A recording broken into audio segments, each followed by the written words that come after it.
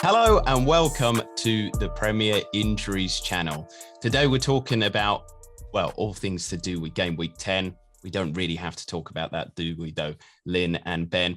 And then we're going to move on to Game Week 11 analysis, talking, of course, about the good, the kind of in-betweeners, prospects to wait on, and then the bad as well. Just before we get started, though, I have to say, please do subscribe to the channel. Make sure to like the video as well and comment below. Last week, we had some phenomenal kind of feedback, interactions. It was probably one of the best weeks we've ever had. So really, really thanks for you for all that.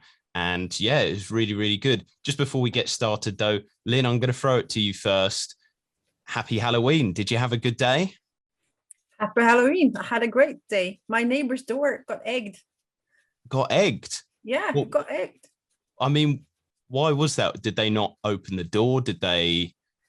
I'm guessing she didn't open the door because I gave them some candy, like just a bit of chocolate. So, yeah. But yeah, I guess she avoided them and then went for it. They egged the door. Oh my gosh. I mean, that's not very fun.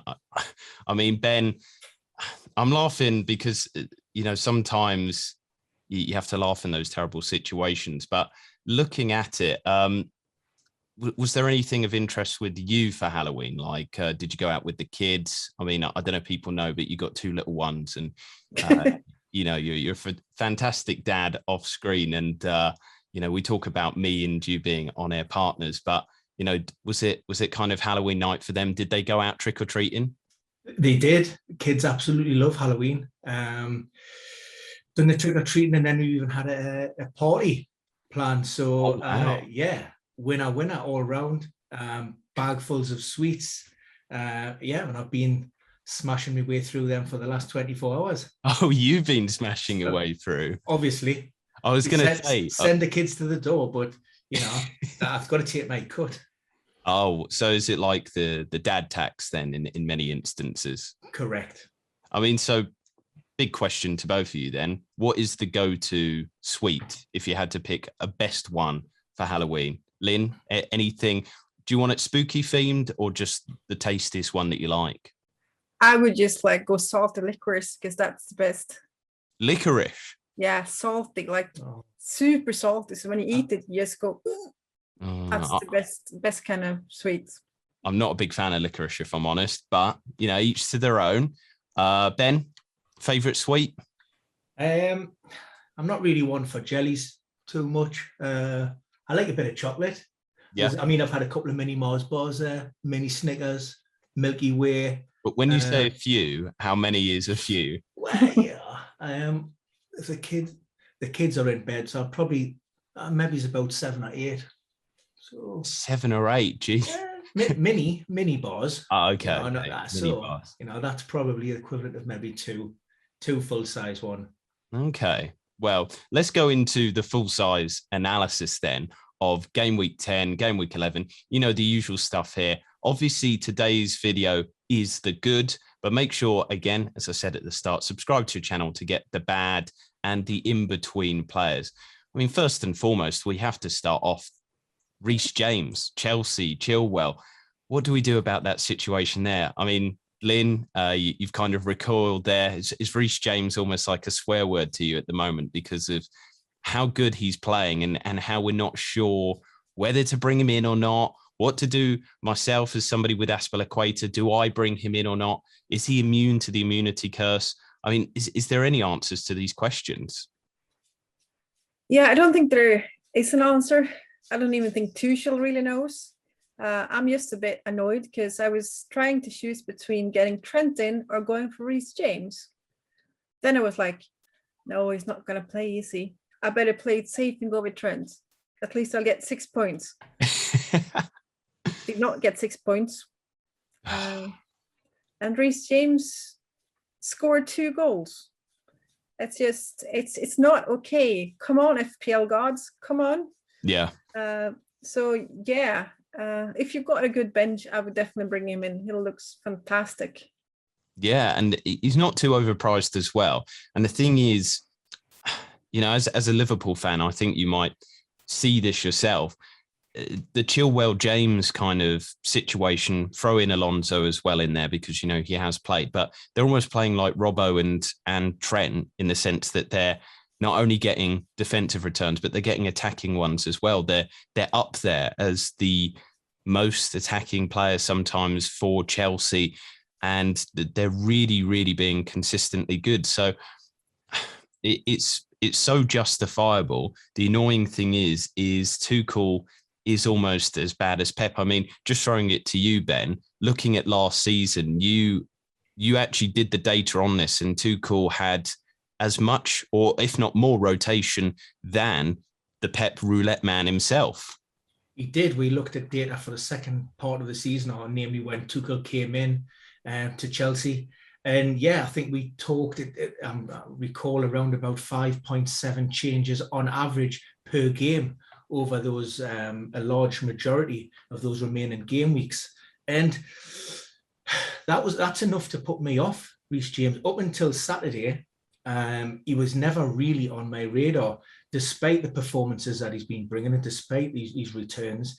I just seen him as too much of a risk. And even on Saturday, there was two reasons why I'd never given him any consideration. One, I firmly expected Azpilicueta to return to that Chelsea starting lineup. And secondly, I thought Newcastle would give them a tough game up here on Tyneside. And it probably looked that way, for the first maybe 50 or so minutes, although it was a bit of a backs to the wall performance. I never really thought that Chelsea would, I maybe thought an odd goal, possibly 2-0. I certainly didn't see Reece scoring two of those goals. And he's making it hard now to ignore. Yeah, I mean, this is the thing. Watching that Newcastle game as well was the fact that, the team actually did a really good job for the first half, keeping the clean sheet there. I thought it was going to be a tough one as well. And then Reece James scored two fantastic goals. Now, there is obviously the caveat that these were low XG opportunities, like that they were wonder goals. But looking at his previous form, when he's been in that team, when he started, when he's played, he's been brilliant and he's averaged really, really high points. So I think that, the logical thing for me to do as an Azpilicueta owner is maybe remove a little bit of the heartache, remove a bit of the cash as well so I can put it elsewhere in my team. But at least then, if Reece James, I think he is becoming a bit more nailed in the side, but if he doesn't play, at least I know that, it's Reece James and he's been rested because of the Tuchel will. Whereas at the moment, I was believing that Azpilicueta would just play because he's the Chelsea captain and he would, and he hasn't. And it's been really annoying because he's such a high-priced asset and I'm literally getting no returns for him at the moment. So I think it's the kind of payoff that I could pay this money for Azpilicueta. Yes, there's a high risk, but there's so much of a higher reward as well. Risk first reward, as we like to say on our podcast with the wonderful Raj from 3CB Performance. Let's move it on to, though. Well, actually, before we move it on to then, Reece James, how are we going to get him into our team? Just quickly, Lynn, what's your team looking like? Who would you bring out? Who's going to be the people to kind of bring in for you? Well, I would be looking at getting Reece James, but I've actually not got the best bench, so that's why I'm a bit hesitant about it. But if it wasn't for that, I've got the money to upgrade White to Reece James. But I don't know. Like, now he's played two in a row. He's going to be rested for two, right? Yeah, I mean, with the 3 in a row. Three in a row. Yeah, that's true. Which is why they thought Azpilicueta would come straight back in to that start. And it wasn't as if Azpilicueta had picked up a soft tissue or a muscular problem. It was an awkward fall in training. It was his shoulder, but he was back with the group, training no problem. So for me, it looked nailed on, especially ahead of the Champions League. But you would expect, if James is rested in the Champions League against Malmo, then you're almost certain to say that he's going to be nailed for game week 11. Yeah, and that's why you kind of have to have him in. So I think the next kind of talking point has to be on Leandro Trossard. I think he has played fantastically over the last few games. But what really impressed me was with that Liverpool game, there's almost a difference in Brighton as well, going from last season to this season. You know, last season you would have said Brighton would have lost that type of game. They wouldn't have had the goals in them. They wouldn't have the resilience, but also maybe not the players, the skill of that team to stay to their ideology. I thought it was absolutely fantastic. You know, two mistakes that almost led to and did lead to goals playing out from the back. But instead of kind of going, all right, we've not, you know, played well through the back, we're just going to lump up. They stayed to it, and that's what got them back into the game. But he himself had some really good underlying data over the last 3 game weeks, 2.91 XGI in those last 3 games, 9 shots in the box, 7 key passes. So what I liked about him was he was deployed as a false 9. Up next are Newcastle, Villa and Leeds, arguably amongst the worst defences in the league. And at his price point, he's looking good as well. You know, there might be a little bit more of a shift in the template because of the likes of maybe people reviewing Rafinha. We've got some other assets, kind of, you know, the Arsenal ones as well. People might be moving away from the West Ham ones like Ben Rama because of the difficult fixtures ahead.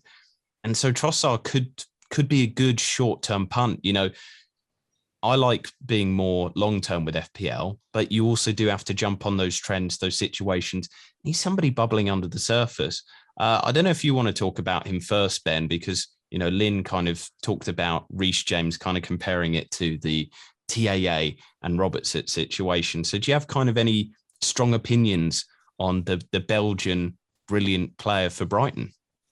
Not necessarily strong opinions with regards to him per se. Maybe Brighton, most definitely. Just not a team that I can warm to, unfortunately. Maybe I'm stuck on the Brighton of old, where they constantly fail to disappoint. Look at that. Nice background, Linn. Jeez. That was on the money. And I just see them as a team who, you know, continues to disappoint. And look, yes, it was a good result on Saturday. They've put some decent performances. I think the return of Bissouma certainly helps. But I want to see more still from Brighton assets. It was only 2 podcasts ago that we spoke about them, you know, defensively looking pretty sound, solid at the back, but in attack, you know, who really is going to go out there and get you the goals? Who's going to deliver when it matters? And no, not for me at the moment. It's too much of a risky punt. If it's something you want to do short term, if you've got a wild card that you're planning on using, then maybe do so, you know, and bring him in for that. But otherwise, I'm not going anywhere near. Linn, do you have more of a preference towards, you know, Trossard? I mean, you had him in the background there. You've got Brighton in the background as well. Does that mean that you're possibly entertaining actually bringing him in? I'm not against it as a punt. If you're chasing, I think it could be a fun punt to get him in, especially if he's playing up top and Brighton team looked so much better without Maupay. And yeah, Lallana was playing, Solmarsh was playing. They're quality guys when they have a good day. They don't always have a good day, but against Liverpool, they were quality. And if they can keep this up and they can keep playing Trossard up top, I think they're a pretty good team, actually. Yeah, and previously I've kind of been impressed by the quality of Trossard himself. The fact is, like I said there, he's a creator for the team, but he can also score those goals, get forward, get involved. And so I feel like at his price point as well, he's not too much of like an expensive punt. Like I said, people have assets now that they're probably kind of mulling over, reviewing the long-term value of holding them. And Fantasy Premier League is about analysing those long-term trends, but also finding those little nuggets they're about to go into some really good form. And I think that underlying data kind of proves that he is the player for Brighton that you do want. It's good kind of stuff there. 2.91 XGI. So he's either going to be scoring the goals or assisting them. 9 shots in the box in the last 3 games, 3 a game. Not bad at all. And 7 key passes just shows how important he is to that Brighton attack. Am I focusing, though, Lynn, a bit too much on the fact that it's Newcastle, Villa and Leeds? Or do you think that I can be forgiven because that is such a nice run there, isn't it? I think it's a really nice run. And yeah, Trossard or Duffy, I would say, would be my picks. But they've also got a new player this season, Cucurella, who's looked excellent as well. So yeah, I would say those 3 are the ones I would be looking at. I like Cucurella. I think we've talked about him before on the podcast, and it's good for you to bring him back up again because I think he looks absolutely amazing as well. 5.0 priced, not bad at all. And maybe this could be the time when he kind of gets a consistent output in attack as well as those defensive ones. I did want to ask, though, to you, Ben, Tariq Lamptey. He looked brilliant in the short time that he had against Liverpool. Maybe it's a bit premature to bring him in now, but do you see him having a full game anytime before the international break, or do you think that maybe he'll be managed and maybe game week 12, we might see Lamptey fully back in that squad? Yeah, I think it's going to be difficult for Lamptey to start in a game. We've heard Graham Potter talk about the fullback who's coming off the back of a 10-month spell on the sidelines, ongoing hamstring problems, which ultimately resulted in surgery. And I thought he was really impressive against Manchester City when he come on during that period as well. And then his omission from the Carabao Cup squad, I thought that was an indication that he could have possibly been in line for a start. But, ultimately, you look at the form of Brighton, you look how they've been playing defensively, you look how Veltman has been playing on that right-hand side. You've also got Webster, who's in and around that team now. All players who are, in terms of physical fitness and where they're at in sharpness, they're all way beyond where Tariq Lamptey is at this moment in time. So there's no need to, particularly with a hamstring, there's no need to throw him in unnecessarily and take any risks. But look, he looks to have a bright future. He was brilliant before his injury. And like I say, he's come back in those brief sort of moments and those cameos. He's looked really good. So I guess at the moment, it's kind of 2-1 in terms of Trossard. Me and Lynn are potentially getting him in, whereas Ben, can I say 100% you won't be entertaining Trossard, even though he would be a differential for you? No, there's plenty of other differentials in the sea. And Trossard's not for me. Yeah. There you go. And C linked to the seagulls, they're just fantastic. Honey beyond, Ben. That's a dreadful joke. Let's move it to Arsenal. We've all been kind of low on saying positive things about them. Do you have an Arsenal picture in the background, Lynn, or are you just kind of saying Liverpool are better, so I don't actually have any Arsenal. No. I'll take this one here for now then. I mean, to be fair, in the background, I've got, the Emirates. So I'm doing a little bit of representation for them at the moment. But what I will say is, next week, can I request that you have at least one Arsenal picture, in the background there? Smith Rowe, Saka. I think the question at the moment is which one to bring in. The Arsenal team have looked pretty good, and it's not a bad run of fixtures apart from obviously Liverpool game week 12, but game week 11, Watford, game week 13, Newcastle. I would even rate Man United and Everton, even though they're away games, as decent enough fixtures, and Southampton game week 16 as well. You would consider that Arsenal might be able to score in those fixtures just because of how poor those defensives have been. But also the price point of Smith Rowe and Saka, very nice enablers. We've almost kind of parallel to Brighton. We've talked about how Arsenal, maybe they've built a strong base with fantastic defense, and now they're almost pushing on a little bit with getting the goals. Saka's the second highest XGI in the team over the last 6 game weeks, whereas Smith Rowe putting the goals away with 3 in the same time. So either one of those players, as I said, similar price, look quite good. Any chance that you'll be getting one of them in, Lynn? Yeah, I've been playing with the thought of eventually, maybe even after next week, going for Smith Rowe instead of Havertz. Oh, that's a big shout. Yeah, because I need to free up some funds. And I would go with Smith Rowe over Saka just because I think he's a better finisher. Ooh, I think okay. Saka's actually got the better opportunities, but he doesn't seem to convert as much. Yeah, it's something that I've noticed as an Arsenal fan is maybe Saka's the creator, the architect, whereas Smith Rowe at the moment, because he's not really done it before, he has also been an architect, but he's been one of the players putting it away. So it's kind of really interesting to see how these two are developing. But Ben, throwing it to you, cheap price, some good games coming up, and the fact that you can rotate them in and out of your squad, not too worried if you bench them one week to the other. What do you think about them going forward? Yeah, I'm Cam Smith Rowe. I quite like him. I've had concerns in the past, particularly when it seemed as if Mikel Arteta wasn't quite set on what his starting 11 was. My worry, of course, is Martin Ødegaard, and obviously he's out of that starting 11 at the moment. Pepe possibly with Saka, and then we've seen the emergence of Lacazette in recent game weeks as well.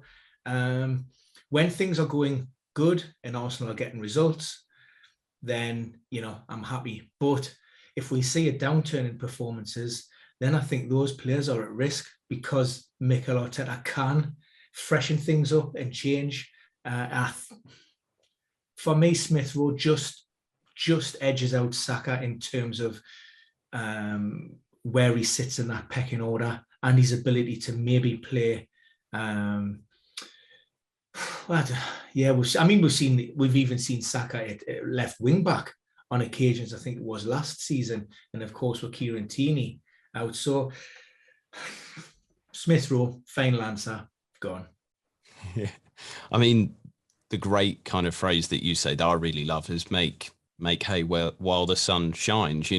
At the moment, the sun is shining for Arsenal.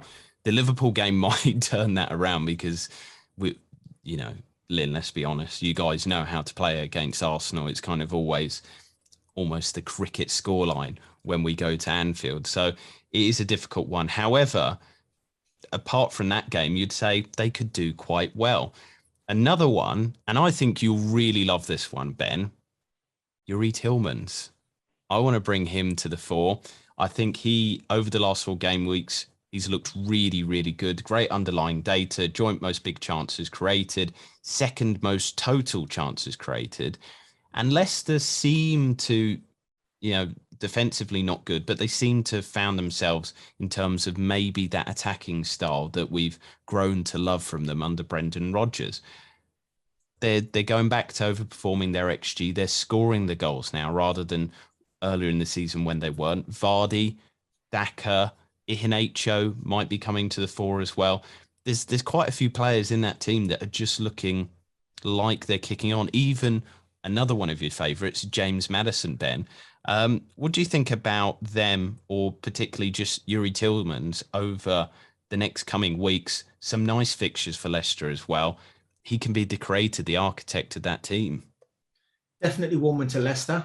I thought they had a pretty poor start to the season. We've seen a slight shift in formation, in tactics with Rodgers. We've covered it before, almost a step back to where they were last season. The game against Manchester United, I think it was 260 presses in that game where they won 4-2, the most of any team at that point. And that suits them more. I really like when they play in 2 in attack. And I think that just frees Tielemans up. I think he's a quality prospect. And one of the few shining lights when maybe Leicester weren't playing as well, particularly, when James Maddison sort of went missing this early season, Tielemans is the one who stepped up and really tried to drag Leicester through those games.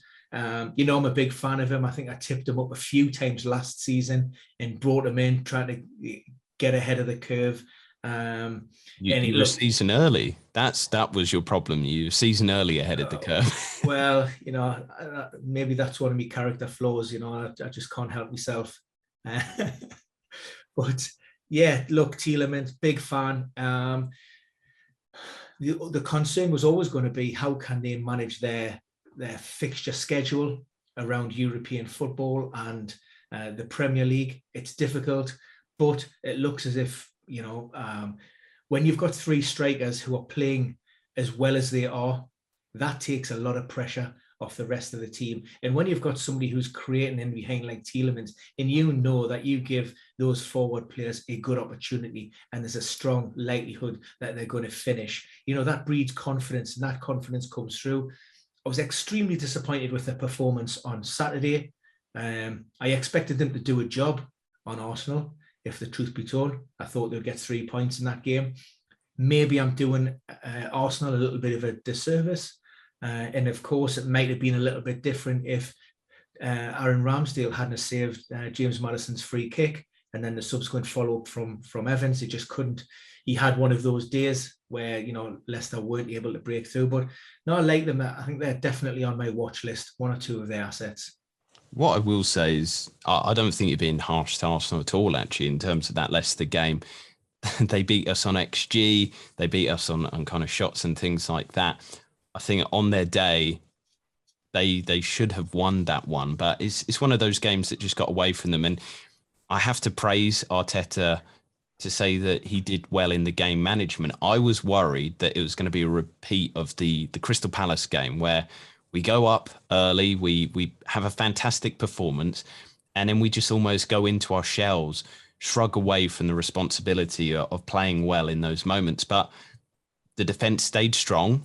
They did try and go forward and press and have a few attacking moments, but it wasn't that bad of a performance at all, and it just gives me confidence, like we said there, with the kind of Smith Rowe situation, that maybe, just maybe, might be good to own them.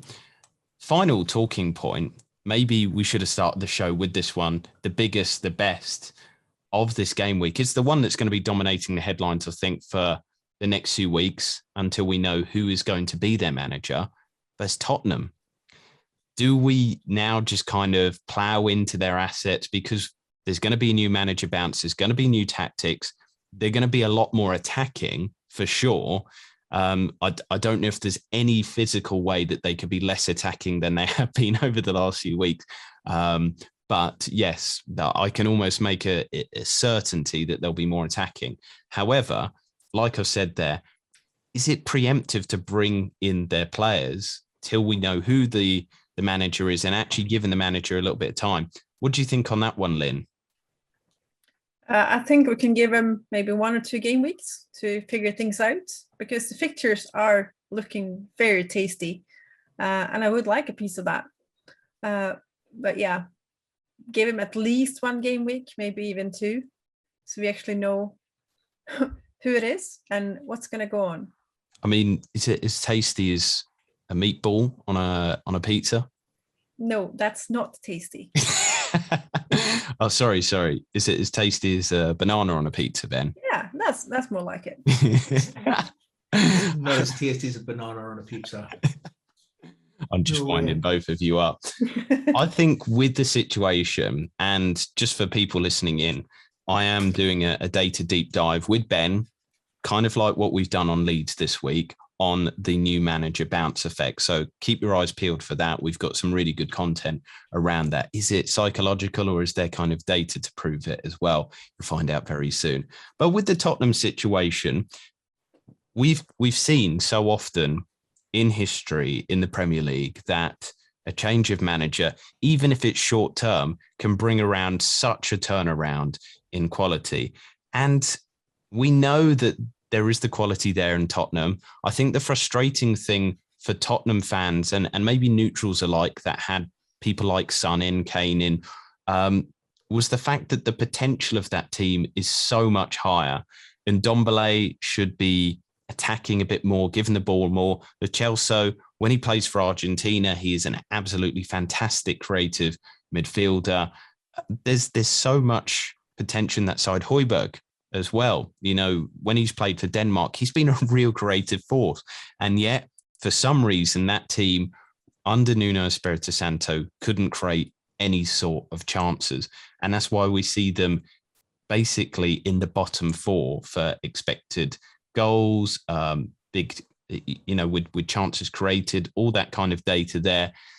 They're just really, really poor. No kind of use of the half spaces. They're not getting the ball into the box. It's turgid football, or it was. But Ben, kind of throwing it to you, just because they've been good in the past, because Son is a good player, because Ndombele and Lo Celso elsewhere have proved themselves, should we believe that Tottenham can turn it around? I mean, it's been 2 managers now, if you throw in Ryan Mason, 3, and they've really not looked good for a long old while. Where comes the cut-off point that this is now a team that hasn't been trained properly, maybe for a while? Maybe they don't have the same fitness levels. We've seen that they have the lowest sprints and a lot of that kind of data in the Premier League. How long till that catches up with them as well and kind of peaks any sort of comeback ability? I think the difference with Nuno, as opposed to some of the other managers that we've seen at Tottenham, at least there were the occasional performance under Mourinho, under Mason. There were some bright spots. I'm struggling to find any under Nuno. This is just a carry on from what we saw at Wolves, which was massively disappointing, boring. You know, we touched upon it beginning of the season. The fact when he stuck Harry Kane out on the left wing, I think he should have been sacked on the spot for that. One of the best strikers, arguably in the world on his day. You know, isolated out there on the left wing. Was it 2 games or over 2 games? He failed to even register a shot, or certainly a shot on target. And the writing's been on the wall for a while. I thought it was a strange appointment. Couldn't really see the fit there. We spoke to Tim Spires at the beginning of the season, who touched upon it, and he had reservations just from what he had witnessed at Molineux on a weekly basis. So I think maybe the only surprise is that the decision has been taken so early. But am I optimistic that these Tottenham players can deliver? You know, they're not bad players overnight. I think there's question marks maybe over their attitude, over their motivation. You could even maybe question, and it's not something that you like to level your players, but is it their professionalism? Because ultimately you've got to have that pride of the shirt. You've got to have your pride in yourself to go out and deliver, and they just haven't. And how many times do we talk about Dele Alli? You know, where has the Dele Alli gone from 3 or 4 seasons ago when everybody heralded him as the next big thing? What's happened to Harry Kane? Has he had his, when he had his head turned by City, was this alleged broken promise from Daniel Levy? Is that, him saying, well, if you want to see him one more season, I will, but, am I really too bothered about what happens because I'm off after that? Is there a disharmony, even over, there'll be regrets with letting Pochettino go, the job that he'd done on a limited budget with hardly any incoming whatsoever. They'll look back at that and think, we'll probably let one slip through the net. A fantastic coach. And they need to take their time and make sure if Conte is the man to come in, then let's hope they've done their due dil and this isn't a knee-jerk reaction and just getting a big name in for the sake of it. The confusing thing for me with Tottenham is the fact, adding to so much of what you said there, the bit that stuck out is the fact that Nuno wasn't really their first choice. And, it makes you wonder, looking at the Harry Kane situation, looking, as you said, maybe some of the professionalism of the players, is there more of a deeper problem? Because yes, you can excuse poor performances in terms of quality, but you can't always excuse poor performances in terms of effort. Looking at that Man United game, you kind of see that they weren't trying, especially during the Rashford goal. I thought that was really almost symbolic of maybe a lot of what has gone on under Nuno Espirito Santo. And I genuinely, yes, maybe it was part of his problem that he couldn't rebel and rouse those players towards him, but he cut a very sad, dejected, broken figure on the sidelines. And, you know, I hope he's all right genuinely in terms of himself personally, but it looked like the players, he'd lost the dressing room, that the players weren't playing for him. And as you rightly said, there has to be a question of professionalism. And so kind of going forward, yeah, just bringing it on to kind of one of my final points there. On fitness, though, we talk so often about how fitness and the fact that having like a poor preseason or any kind of sort of timeout, the player is then on a constant catch up to be back to normal levels, to be able to be competitive. So do you think that the fact that Tottenham, because they've had 10 games under Nuno Espirito Santo, they've not, you know, sprinted? People have been talking about today that they've had a recovery session after that. I don't know if that's because of the game, if that's a normal thing. But do you think that maybe their performances over the season could be hindered from the fact that they've not been able to kind of perform that well? I mean, potentially. I don't know if you...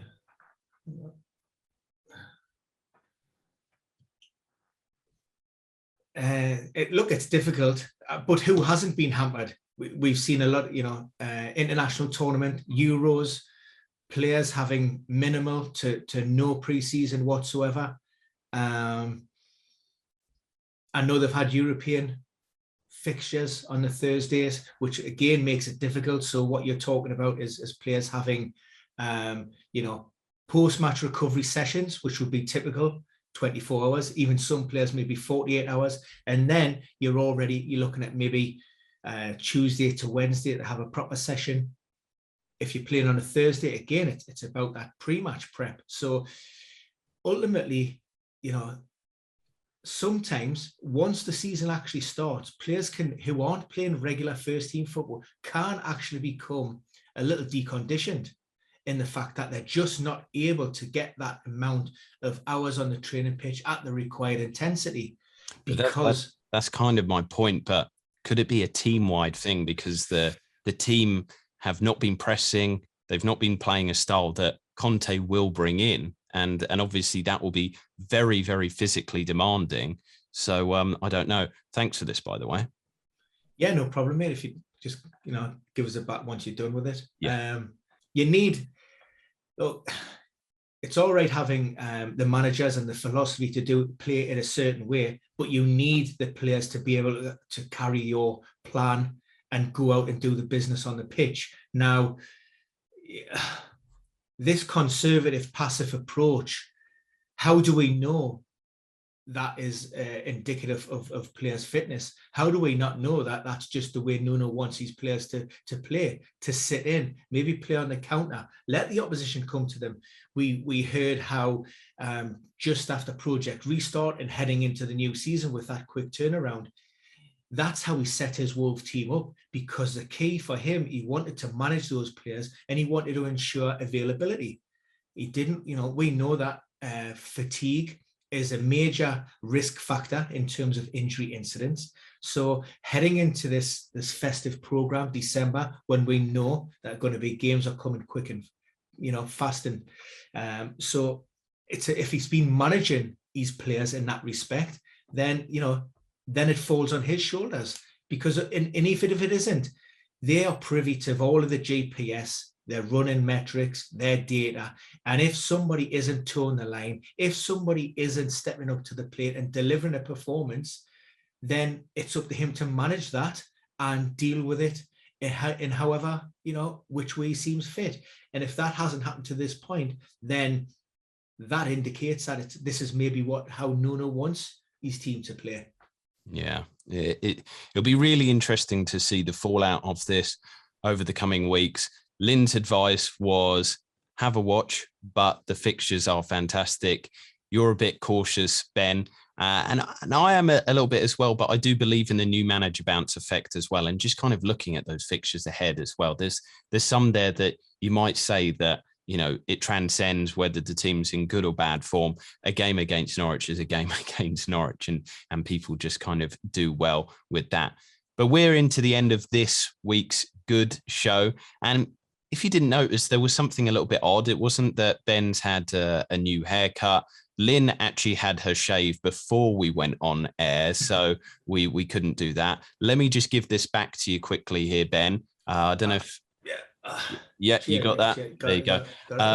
And we're doing Movember this month. And so all through today's podcast, we were doing a shave. I didn't quite finish because my face dried too quickly from the original stuff that I put on. So I will finish this off air, and I will be cleanly shaven for the first time in 7 years. This is more of a look that Ben's accustomed to. He comes on, he grows a fantastic beard, and then he takes it off. You know, he saw, he conquered quite often with those looks. Whereas for me, this is a totally new look, but we're doing it to raise money for a fantastic cause. And through this month as well, we're going to be doing some really good shows about all things to do with men's health issues to do with sportsmen's health as well, because quite often the numbers are worrying in terms of suicide rates with cancer. We're going to be talking about prostate and testicular cancer as well, things that affect a lot of our audience. So looking at the metrics, most of you guys will be aged in the groups that will be most adversely affected by testicular cancer and prostate cancer, and also with mental health adversity as well. So whilst we'll be having a bit of fun, we'll also be raising some money for some worthy causes. All that information will be down below. You can watch Ben and I as we make fools of ourselves with our funny facial hair. And I think, Lynn, it will kind of not be there for most of the month, and then it might just pop on towards the end of the month. I don't know. I have a funny feeling. Who knows? But we will be keeping an eye on that. And Ben, we're excited because we've got some really good guests coming on as well. We don't want to divulge too many details, but we've got some big names, but also, as we said, they're big topics. And I don't know if you want to add anything before we go into wrapping up the show there. Yeah, I mean, look, really excited. There is obviously a very serious side to the podcast that we'll be putting out. You know, we will be speaking to experts within the field, and hopefully we're creating content just for everybody. We'll give a general overview. But if you need to understand, learn a little bit more, or even being able to sort of plug into the resources which are out there, then hopefully we'll be able to do all of that for you. And yeah, look, this is no Movember. This is about tackling some really serious issues, and hopefully, like I say, just bringing it to the forefront of people's mind, and letting people know that, you know, if you do need to talk to somebody, if you do need to take action, then look, there are plenty of people out there who are able and well placed to support, to offer advice, and to guide you along the way. This is not something you have to do in isolation. Yeah, we want to emphasize that, you know, we do fun content here, we do analysis, and obviously football kind of pales away in comparison, but we'd like you to know that you're not alone in whatever struggles you're kind of doing this month. And so that is why we're doing this. Like we said, we've got some experts on, so if you've got specific questions, this is a time, you know, we're an open forum. We say comment your FPL questions, injuries, whatever stuff, but you can also comment some special stuff to your situation as well, and we can try and help with that as well. But for now, a very special game week 10 good players analysis. I hope we'll be looking good through the month.